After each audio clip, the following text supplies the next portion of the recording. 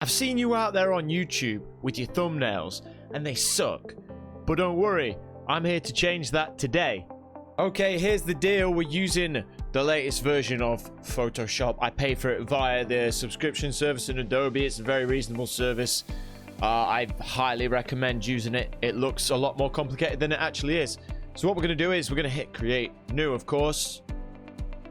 So we want to make sure that this is a width of 1920 by 1080. Everything else, you don't need to worry about that, or you shouldn't do unless you've been messing around with it before.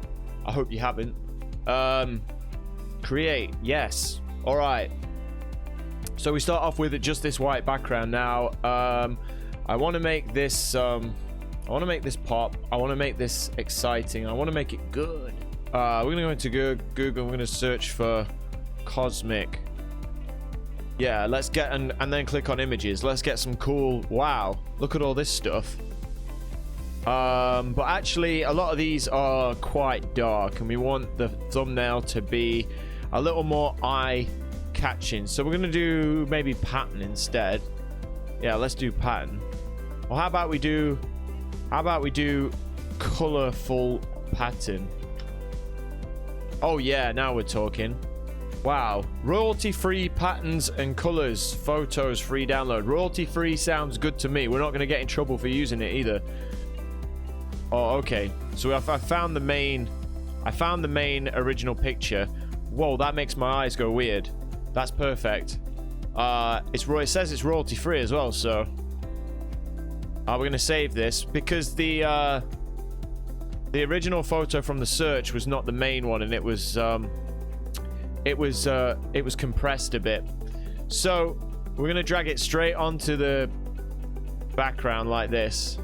All right, we're gonna make it massive. I'm gonna put it there because what I want to do then is actually stretch just this part of the picture out, so that when I upload the person onto this section here, they're covering up the background for that, and it looks like it's coming out behind them. But this won't. If we try and stretch it like this, it's gonna look bad. It's gonna look bad. So we don't want to do that. We just want to stretch out a section, and it's gonna be. I'm gonna show you though. I'm gonna show you how. You're thinking, how can you do that, Joe? Whoa, whoa, calm down. I'm gonna show you. Okay, so how we do this is we select the rectangular marquee tool, and we select the part of the picture which we wish to stretch. So I just want to select that part. Then what we are going to do is we're going to right click and we're going to hit layer via copy. Hit that. Now you'll notice down here on the right side in your layers section that you have a new copy of part of this picture, which is now on top. If we click on that layer, make sure it's selected, and we hit Control T, hold down Shift, and stretch it. Wow, look at that. All right, buddy. Now, that's pretty good. I mean, that just looks like the way the photo always was, but it'll just be our little secret. Okay, so now we normally want the person who is starring in the video to appear on this thumbnail. I'm not actually going to do that today. Instead, I'm going to search for a handsome man. So who we got here? Oh, we have a plethora of handsome men. Hello there, handsome man. You look perfect. We're going to save this to our desktop again. Okay, so what we're going to do now is we're going to drag him on here.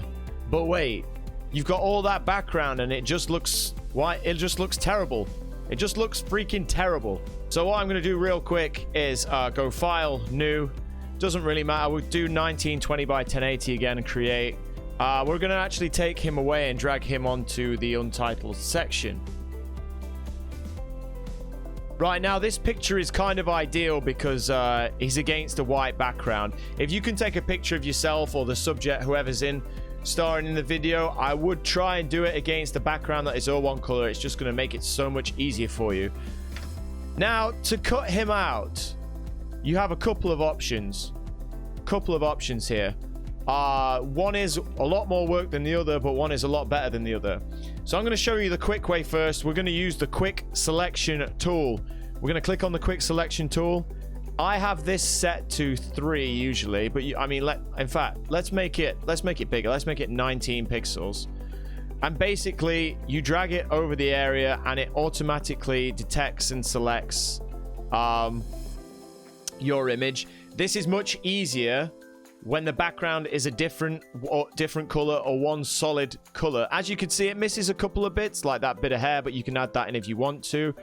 Then all you have to do is go down here and click the Add Layer Mask button, and bam, look. And you can drag him. You can click and drag him. You can drag him onto your main picture. Bam, just like that. Pow. But sometimes it's not so easy, right? Sometimes the picture you're using, you got a lot of stuff going on, and the quick selection tool is not always the best way. If you want to do this more precisely, you're going to want to use the pen tool. The first rule of the pen tool, you got to know how to zoom in and out like this. Whoa. All right. So with that, you hit the magnifying glass. You hold down the left click on your mouse. Bam, bam, bam. Left and right zooms in and out. Easy. Very simple. Next, you're going to select the pen tool. Pen tool. You see that? Pen tool. Pen tool. Make sure it's on path and not shape. Make sure of that. Okay, so we're going to start probably outside. We're going to click just outside. And then we're going to make what's called an anchor point. Every position on the edge of the photo. Now, you can be as accurate or as inaccurate as you like, I guess, with this. You can mess around with those anchor points to get more curved, to be even more accurate. But I'm not going to go into that with you today. That's advanced stuff. I mean, you want to try and get the bulk of the hair in, but don't go splitting hairs over stuff that is negligible and you're not really going to see that much of. Okay, because this is the edge of the photo here and you're not going to see it anyway, we're going to go back outside and just click on the outside. This part doesn't really matter because it's all see-through anyway. So once you get to the end, make sure, this is important, that you close the last anchor point. You get a little circle like that. Ta-da! Done. Okay, now what we're going to do is we're going to zoom back out. Lovely. And we're going to go down here again and press the layer mask button twice, and bang, look at that. Wow. Wow, wow, wow. We're looking fantastic right now. If this didn't happen, then you probably didn't have the path select. You probably didn't have the path option selected like I freaking told you to select. Right, so now that we've got him and he looks good,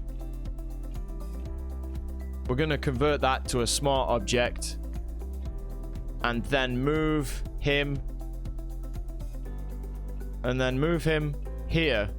So as you can see, on this photo, it's not made that big a difference, but we got some extra hair bits and whatnot. So I guess it's kind of cool. Anyways, that was the long-winded way. You don't have to, you can do it whichever way you choose. So this is what we're going to do. So, okay. We got him on the background, but he doesn't really stand out amongst all those colors. So what are we going to do now? Wait, don't worry. I got this. We're going to go to right-click on the layer. And we're going to go to blending options, just like that. Now, how do we make them pop? People love to put drop shadows in. It's people's favorite thing to do, trust me. So we're going to add a drop shadow. That doesn't really look right, though. Maybe we're going to make the drop shadow white. Yeah, that looks better. Certainly for the first drop shadow. Maybe it's a little bit too thick, so we're going to adjust the size. I'm going to get the size down a little bit. So the spread's 100%. If you put it down less, it's more of like a glowy effect.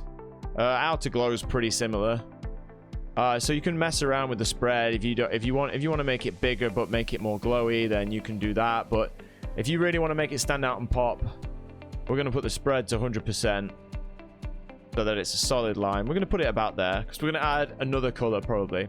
So look, we're going to add another drop shadow. Oh, it's crazy, I know. This drop shadow, maybe we'll put this one as black. See what that looks like. Play around with your drop shadows. Oh yeah, beautiful. That's freaking beautiful. That stands out nicely. The other slider here is distance. You only mess around with that if you want it to be a certain side. Like you can change the angle with this and then move it so that it's like up or down like an actual shadow would be. But I'm quite happy with that. I'm gonna merge these backgrounds that I did earlier. If I hold control and click on these two layers from earlier, merge layers, they are now one layer. So what I'm going to do with this one layer is I'm going to go to blending options on this layer, and I'm going to actually just tone it down a little bit. So if I go to color overlay and select something like gray or black, change the opacity to about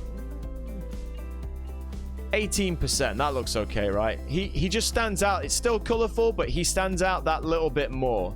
It makes a bit of a difference to how he stands out.